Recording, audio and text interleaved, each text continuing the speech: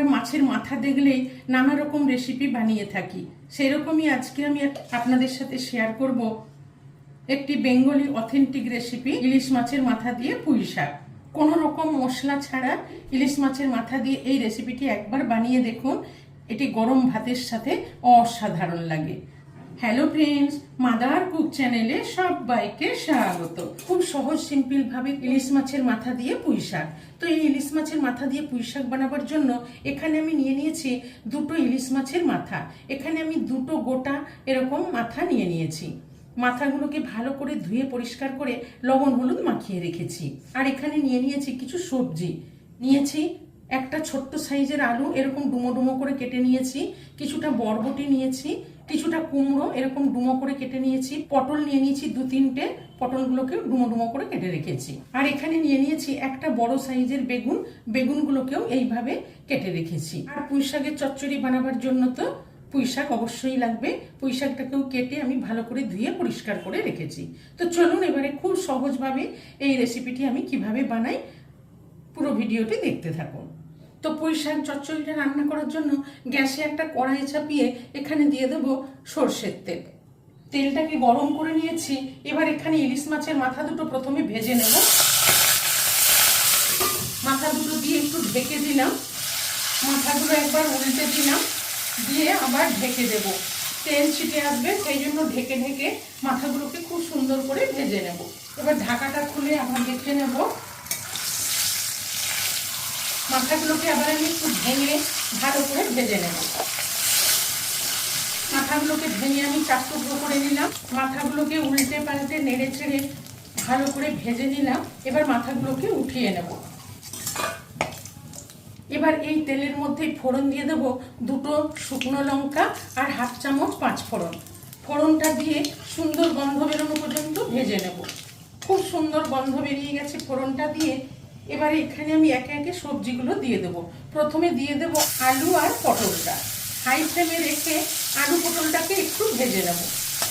যেহেতু আলু পটলটা একটু শক্ত জিনিস, সেই জন্য আগে একটু দিয়ে প্রথমে ভেজে নেব। আমি কিন্তু এখানে কোনো রকম মশলা দেব না। এই রেসিপিটি একবার বানিয়ে দেখবে, খেতে খুবই সুন্দর হয়। আলু পটলটা দিয়ে একটু ভালো করে ভেজে নিলাম। এবার এখানে আমি সব সবজিগুলো দিয়ে দেবো, কুমড়ো, বরবটি আর বেগুন দিয়ে সব সবজিগুলো একটু ভালো করে নেড়ে নেব।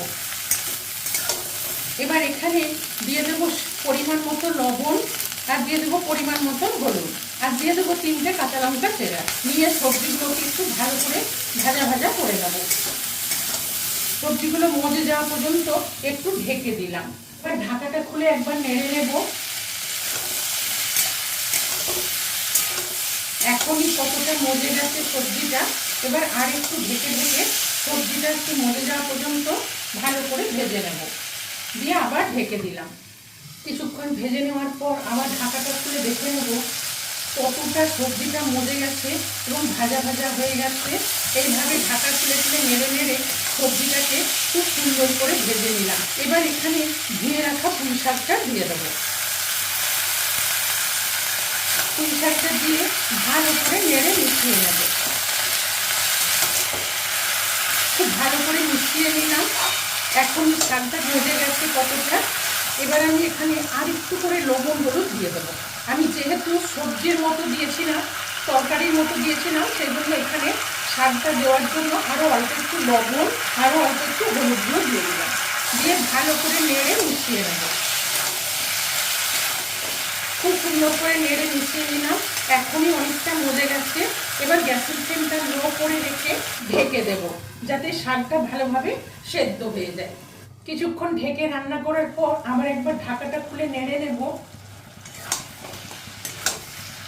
এখানে কিন্তু আমি কোনো রকম জল ব্যবহার করব না। শাকের থেকেই যে জল বেরোবে সেই জলেই এই শাক বা ডাঁটা সবজি সব সেদ্ধ হয়ে যাবে। ভালো করে নেড়ে মিশিয়ে নিলাম। এবার আবার ঢেকে দেব। কিছুক্ষণ ঢেকে রান্না করার পর আবার একবার ঢাকাটা খুলে দেখে নেব শাকটা দেওয়ার ফলে কতটা জল বেরিয়েছে, শাকটা কতটা মজে গেছে। এবার একবার ভালো করে নেড়ে নেব। ভালো করে নেড়ে মিশিয়ে নিলাম। ডাঁটাগুলো অনেকটাই সেদ্ধ হয়ে গেছে। এবার আমি এখানে ভেজে রাখা মাথাগুলো দিয়ে দেবো। মাথাগুলো দিয়ে ভালো করে নেড়ে মিশিয়ে নেব। মাথাগুলো দিয়ে একটু ভেঙে দেব। একটু ভেঙে ভেঙে দিলে তরকারির সাথে মিশে যাবে, গন্ধটা খুব ভালো হবে। ভালো করে নেড়ে মিশিয়ে নিলাম। এবার এখানে স্বাদ মতো একটু চিনি দিয়ে দেবো। যে কোনো রান্নায় অল্প একটু মিষ্টি দিলে রান্নার স্বাদটা বেড়ে যায়। মিষ্টিটা দিয়ে ভালো করে নেড়ে মিশিয়ে নিলাম। ডাঁটাগুলো প্রায় সেদ্ধই হয়ে এসেছে। এবার আরেকবার ঢেকে দেব, যাতে ভালোভাবে তরকারিগুলো সেদ্ধ হয়ে যায়। কিছুক্ষণ সেদ্ধ করে নিলাম, নিয়ে এখানে আরো দুটো কাঁচা লঙ্কা চেরা দিয়ে দিলাম। আগেও দিয়েছি 2-3টে, এখানে আরো দুটো কাঁচা লঙ্কা চেরা দিয়ে দিলাম। দিয়ে ভালো করে নেড়ে মিশিয়ে নেব। কতটা জল বেরিয়েছে, এবার ভালো করে একবার নেড়ে মিশিয়ে নেব। কত সুন্দর মজে গেছে, খুব সুন্দর ইলিশ মাছের মাথা দিয়ে পুঁই শাকের রেসিপিটি তৈরি হয়ে গেল। ইলিশ মাছের মাথা দিয়ে পুঁই শাক, এই বেঙ্গলি রেসিপিটি ভালো লাগলে মাদার ফুড চ্যানেলটিকে লাইক, শেয়ার এবং সাবস্ক্রাইব করার অনুরোধ রইল। ডাঁটাগুলো কত সুন্দর সেদ্ধ হয়ে গেছে। ইলিশ মাছের মাথা দিয়ে পুঁই শাক তৈরি হয়ে গেল। এবার আমি গ্যাসের ফ্লেমটা অফ করে দেব। এবার গরম গরম পরিবেশন করে নেব। তো এইভাবে একবার ইলিশ মাছের মাথা দিয়ে পুঁই শাকের চচ্চড়ি বানিয়ে দেখুন, এটি খেতে দুর্দান্ত লাগে।